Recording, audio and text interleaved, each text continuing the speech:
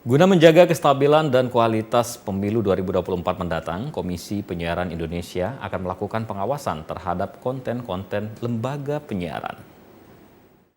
Memperketat pengawasan konten-konten media menjadi salah satu langkah yang dapat dilakukan untuk mencapai pemilu yang bermartabat, terlebih menjelang pemilu 2024. Umumnya pengawasan konten pemberitaan dan siaran terkait pemilu akan dilakukan 4 lembaga yang terdiri dari Bawaslu, Komisi Pemilihan Umum KPU, Komisi Penyiaran Indonesia KPI, dan Dewan Pers.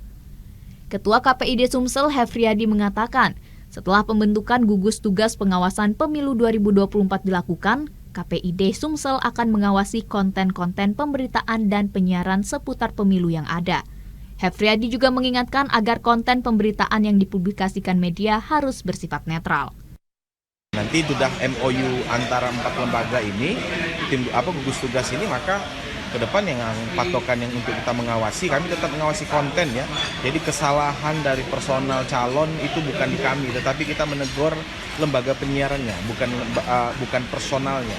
Kalau KPI seperti itu. Jadi kami ke lembaga penyiarannya diduga atau dianggap memang melakukan kesalahan atau pelanggaran.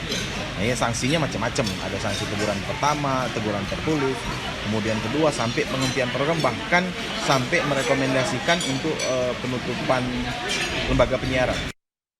Sebagai informasi tambahan, pemungutan suara pemilu 2024 akan dilaksanakan pada 14 Februari 2024 mendatang. Afifah Sari, TVRI Sumsel melaporkan.